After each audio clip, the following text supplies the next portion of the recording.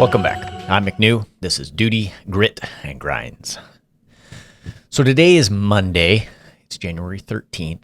Yesterday, my aunt, my dad's sister, sends out a group message to the family, at least a large portion of our extended family, and says, basically, hey, tomorrow, so January 13th, is my grandpa's birthday. He has passed a couple years ago. She sends out a message and says, hey, everyone, lots of people work on Mondays. How about we get together today, last minute, very impromptu, and have some coffee and just be together. And so, surprisingly, about 20 people are able to, and that includes great-grandkids, grandkids, her siblings, my dad, and spouses and the like. About 20 of us are able to get together at a very short notice at a coffee shop, which is about 40 plus miles from here, and we enjoy some coffee and catch up. So a lot of us, it hadn't been that long since we'd seen each other. We had a Christmas get together around Christmas, but so we're catching up. We are sharing a little bit about, memory stuff, but mostly just catching up. And then after we'd been there for a while, my dad stands up. He's got his phone and he's pulled something up on it. He's going to read. He kind of announced, we're up in a little couch sitting area at this coffee shop, and so it's pretty private for us there. And he's going to share something with the group. He's going to read it from his phone. And so he reads an article that my stepmom has found, and he's going to present to us about James Charles MCNEW, born in 1867, grandfather to my grandfather, died in 1936. He's going to read an article about my grandpa's grandfather. And so he reads about this James Charles MCNEW, born in 1867 in Polk County, Illinois, in a cave. In a hole in the rock in a cave. So we all get a good laugh about how grandpa's grandpa was born in a cave. And we don't know the story behind it, just that this article is talking.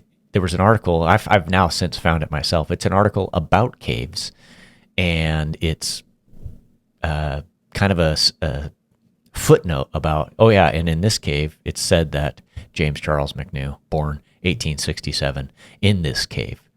So I've read a little bit about James Charles this morning and his siblings, who were not born in caves, as far as I can tell. And so I would be really interested to hear the story about this fella, my great-greats, count the greats, grandfather, born in a cave. So this same fella, born in a cave in 1867, would, in 1936, at the age of 69, die in an accident at a sawmill down in Missouri, where my grandfather, will be born 1 year later. So in 1937, my grandpa Bill, born down there, but the year before, this James Charles MCNEW, born in a cave, died by falling into a sawmill, and if I recall from the death certificate, lost his noggin. So this, of course, story about being born in a cave led to a conversation about other births in the family. So my grandma, Grandpa Bill's wife, still with us, she's sitting there, and she is prompted by the stories to say, well, my grandpa delivered me on a kitchen table. So here's my grandma, born 1941, I think. Yeah, I think so. She says to the story about James Charles being born in a cave, my grandpa delivered me on a kitchen table. And so I'd heard that story before. We all get a good chuckle about, these unorthodox births. And then my dad recalls, before my grandma can get it out, and the grandfather who delivered her on the kitchen table had been born on the Oregon Trail in the back of a covered wagon. And so we are laughing about these births in our family, and obviously recognizing that we're blessed to even know the history behind all these. And my cousin Sean, who is a fan of the show, so hopefully you're listening, he points out kind of the absurdity, the perspective of, we got relatives who knew relatives that were born in a covered wagon, born in a cave, born on a kitchen table, and we are living in this world of luxury and everything else, where when the Wi-Fi goes out, we're complaining. And we got a great grandfather who was born in a cave, and so it was a nice point to be made by Sean, the blessings that we have and the things that we have and the luxuries that we take for granted. And so in that conversation, I mentioned that I have had an opportunity to deliver a few babies. So I have been present for the birth of my 4 children. I have 2 stepchildren, but for the 4 biological children, if you will, I was present for each of their births. And the first one, the oldest, the firstborn, who's been on the show, her birth, don't recall anything out of the ordinary. During the actual birth, there was some weird stuff in the hospital afterwards. She had some minor medical complications that, as new parents, were scary as a 22-year-old or whatever I was. But the birth, pretty normal. Cut the umbilical cord. Nothing out of the ordinary there. My second born, who's also been on the show, she's the one who ran out of gas in the Dutch Bros parking lot and came on later and talked about safe driving as a teen. She is whatever. She's being born. And I, at that point, had just a tiny bit of medical training. And so I was monitoring the monitor for the baby. And I was noticing that every time there was a contraction, because if you never had a baby, mom has a contraction. And maybe they do it different now. They may use lasers and x-rays or things like that. But back in the early 2000s, mom had a little band that measured contractions. And there was also a little monitor on the baby that they stick up there on the baby somehow.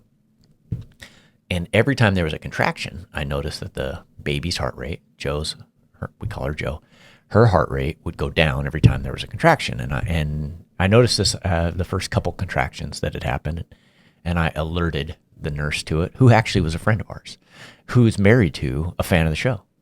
And so I alert this nurse friend of ours, hey, this might be nothing. I'm no doctor, but this seems weird to me. Every time there's a contraction, the baby's heart rate goes down. And she's like, nope, thank you. That's noteworthy. We would have caught that. She had just come back in the room. And so they alert the doctor, who has since, the first baby born, also my doctor, become a friend of mine. So he comes in, and he's kind of rushed. He's kind of he's urgent. And so he's like, hey, let's get this baby out of here. And so they must have been seeing something I wasn't seeing, and they were very much in a rush. And the kind of laid back atmosphere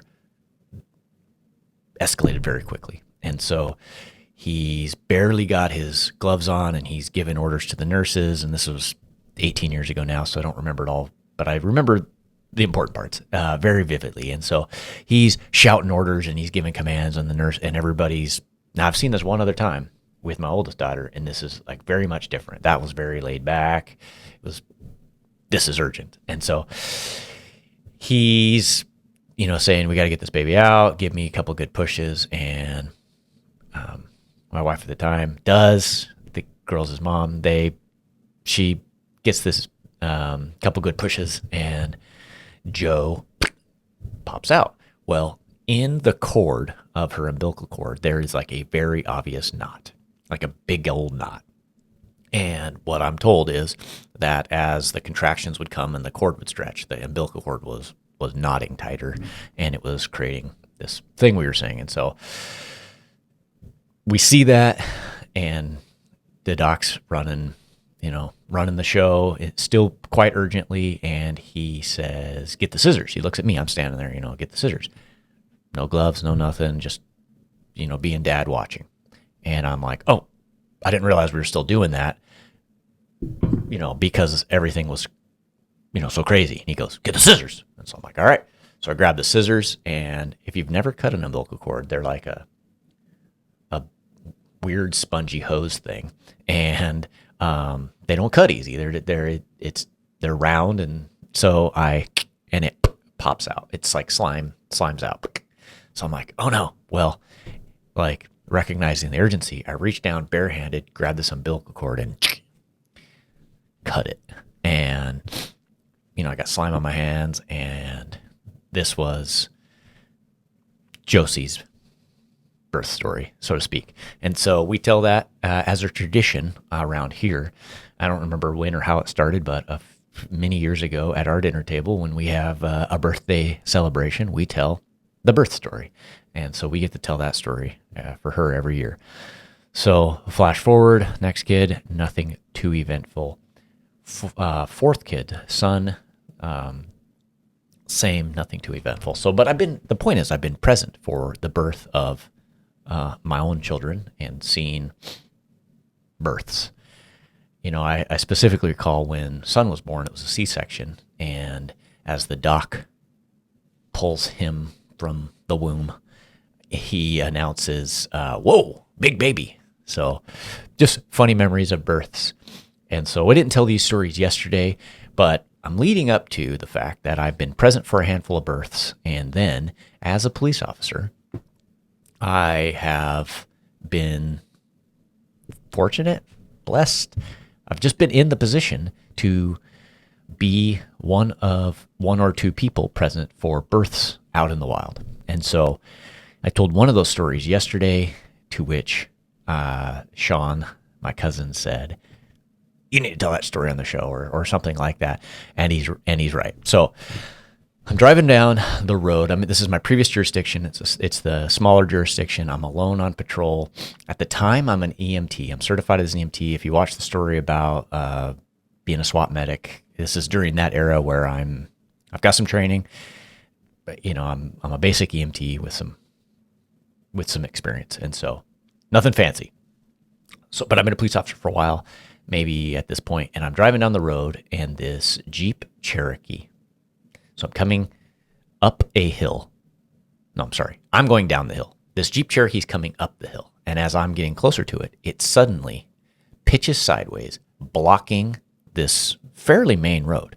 So like a main artery into town. It just suddenly pitches sideways, and it's blocking the road in front of me. So I slam on my brakes, turn on my lights, call it out. In my imagination, I did not expect what was actually happening. What I thought was happening was some sort of like ambush terror attack or something. Like, this is what it looked like. It was a Jeep broadside suddenly pitched in front of me, and the driver bailing out and running towards me. So as I'm calculating the situation, there are some clues that it's not an ambush. Number one, this person running towards me doesn't have a weapon. But I do get out, no visible weapon, right? I do get out. I'm over my door with my gun out, and I'm giving commands, and I'm shouting. And this old woman, that's not fair, this older woman comes running around the front of this Jeep Cherokee, and she's screaming at me. And she's running towards the front passenger door as she's screaming at me. And so, like, this is the weirdest ambush ever. Like, yeah, okay. Like, my threat level starts to decrease. Like, something else is going on. I start to get the feeling that what it actually was some sort of medical emergency, which is what it was. So she flings the passenger door of the Jeep Cherokee open, and there is this lady, maybe early 20s, 19, 20, 21. She's got a foot up on the center of the dash by the stereo, a foot up on the door side of the dash, and she has her pants off or her skirt up, I don't recall, and she is in labor. Like, she's having a baby. So I go running up as I'm pulling gloves on, and she's like, I've got to push. She's like fully having a baby, not like early stages, like she's crowning. She's having a baby. And so I'm like, holy smokes. So I got on the radio, send me an ambulance, which fortunately was inside of a mile away. And so they're coming my way, and I'm like facilitating the early stages of this baby coming out. So fortunately, before baby drops, the ambulance arrives, and I get a little help delivering this baby, meaning the paramedic took over, thankfully. And so that was my first experience with this young lady having a baby. And the way I just worded that was intentional and on purpose. That was my first experience with this young lady having a baby. So years later, or a year later, I don't know, but more than 9 months later, I'm driving around on routine patrol with one morning, and a 911 call comes out over the radio dispatching an ambulance to an address in town for a woman in labor. And so it's just like I said before, it was a smaller agency. We helped the fire department out a lot. I had some training, so I would run on medical calls pretty routinely. This is an emergency, right? A home birth can be complications, or, those don't always go well. And so I go flying to this address that I've never been before, and I walk in, and here's this lady from the Jeep Cherokee. Again, this is more than 9 months later, a year later, 2 years later, I don't recall. But here's this same lady that I haven't seen since the Jeep Cherokee, sitting on a couch with her skirt around her waist, with her feet apart, and she's crowning a baby. And she's not as far along this time. Or scratch that. She's crowning a baby. But she's not like as huffy puffy. But she's having a baby. And I thought, what in the heck? Same lady. So ambulance gets there. I'm not actually present when the baby is born. They load her up and get her out of there. But this same lady I saw twice in her life having babies. Crazy. So another time I'm driving around. It's nighttime. I'm on night shift, and an EMS call comes in for a woman in labor just outside our jurisdiction. So the fire station in town covered the rural area around town as a fire district. And so pretty commonly I would run calls outside the city for police, but also for EMS. And so I'm not that far away when this call comes in for a woman in childbirth just outside of town. And so I go flying up there. I get there about the same time as a paramedic buddy of mine. He was the on-duty paramedic. He was also the fire chief, and he was responding in the chief's vehicle. So he arrived way before the ambulance. So he and I arrive at the same time, roughly, at this very small single-wide trailer just outside of town. So he grabs his gear. I help him carry his gear, throw some gloves on. We go in, and if you've ever been in a really old single-wide, it's the really narrow hallways with the tiny little doors, like it's an old one. And this lady is, when you walk in, you're immediately in very tight quarters, super narrow. To the right was a bedroom, maybe the master bedroom, don't recall, but a room. And to the left was a very narrow hallway that led to the living room. And so on the way to the living room, on the right is a door to the bathroom. Her feet and legs are in the bathroom. Her head and shoulders are in the hallway. And so the medic buddy of mine, fan of the show, sends me ideas, stories to talk about. He steps into the bathroom, and he says, let's do this. And so he in the bathroom, me in the hallway. So an ambulance arrives at some point, but it's such tight quarters that there's no room for anyone else. And so he kind of directs the rest of the EMS staff that arrives, just hang on the front porch. We'll let you know if we need you or what we need. And so because I was the same level of training as they were, just working as a police officer this day, he says, you'll help me. And so we deliver this lady's baby right there in the bathroom. Head in the hallway, feet in the bathroom. And I mean, I helped him. He did all the work. He did the hero stuff. But like a full, no complication, baby out, birth right there in this single wide trailer bathroom. He does his thing. Umbilical cord is cut. I'm, caring for the lady as he's doing baby stuff. Baby comes out healthy. Baby's crying, and it's, a happy moment. Well, this lady had been visiting her father, and he is nervously pacing in the living room as this whole thing's going on. Baby's born, baby's crying. He's ecstatic that his grandson's been born. And so he comes running up. Baby's wrapped in like a bath towel that whatever, wrapped in a towel. And grandpa, this baby's grandpa swoops up the baby, and he's very excited. Well, not only was the ambulance and EMS staff arriving outside, but, a fire truck, because, it's a medical emergency and fire trucks go on those. But also this guy had called other family members like, hey, she's having the baby here at the house. And so family has arrived. And so out in the driveway is a host of firefighters, EMS workers, maybe 6 to 10 of those, and a bunch of family members. And so there's an audience out there, and they're all anxiously waiting for news.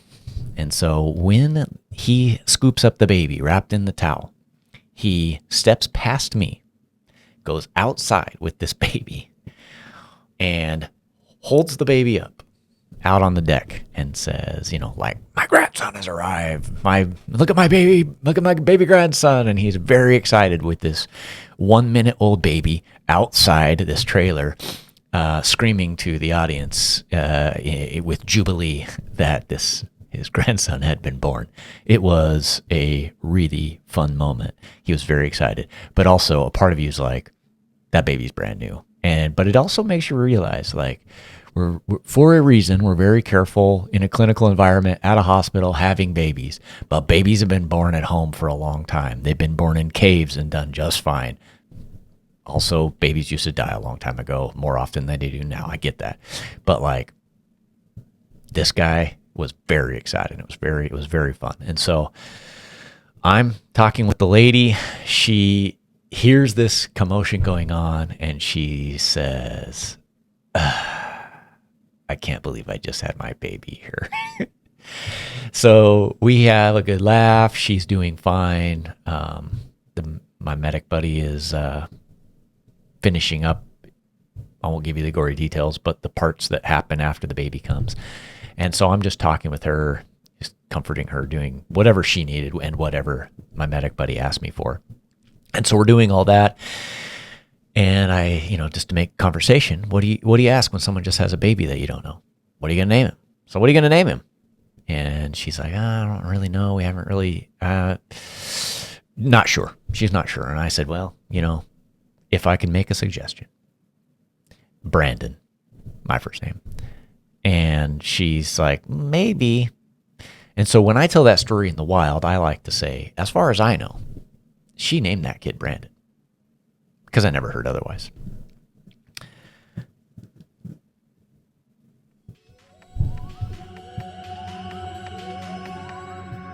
Well, I hope you enjoyed the stories. I appreciate the feedback I've gotten after previous episodes about some potential ideas for new episodes and new stories. And just wanted to throw out there that if by chance you are a person serving as honestly, if you're serving as anything and you like the show and you want to come on the show, I spent yesterday researching how to bring on remote guests. I have the setup here to bring in guests, but it's not always convenient for folks to come to my house and sit in this little studio. I do have a table coming that's going to replace this desk I'm sitting at that you can't see, but it'll allow people to sit side by side on this side of the table so that my wife and I can start doing some episodes. We have some good ideas about, Well, you just have to stay tuned and see. But we have some ideas. She's fun. She's entertaining. You'll like her. But if you watch the show, no matter what line of work you're in, what duty you serve, what life experiences you have had, if you've got a story to tell and you think it'd be fun to come on the show, like, I'm just looking for ideas. And so I want to make the show watchable. So I had spent yesterday researching ways to bring on remote guests. I got that figured out. I tested it. I do have to test a remote guest, but I tested the setup and it's all working. Well, for what it's worth, if you're curious, what I didn't know is how do I use that camera, which is pretty good, instead of this laptop camera, which is crap and also is down. And how do I use this mic, which is pretty good, instead of, the mic on the computer, which is crap. Like a Zoom call, for example. Like anyone can record a Zoom call, but how do I record content that's quality? And that's what I spent yesterday researching. I had some suggestions made more than a month ago from a buddy at church who has done a podcast and still creates stuff. And I found something that's going to work. So if you want to come on the show, send me an email, send me a message, comment in the comments, and let's see what we can make happen. And so if you're listening out in podcast land versus watching, shoot me a message, and I'd love to bring on remote guests. I have a couple ideas. An old buddy who has since moved to the East Coast, who has a wonderful story to tell, absolute man of honor and integrity. Hoping to have him come share his story. And also a fella that a mutual friend connected me to, who's written some books. He's had an interesting career. His wife has an exciting job in the field. And so hoping to bring some folks on and make this more interesting and let you hear people, not just the sound of my voice. So if you have any ideas for episodes or you want to come on the show, send me a message. I can get you on remotely, or I can sit you down across from me and you can do all the talking and I'll just listen. With that, I'm MCNEW, and this is Duty, Grit, and Grinds. Thanks for watching.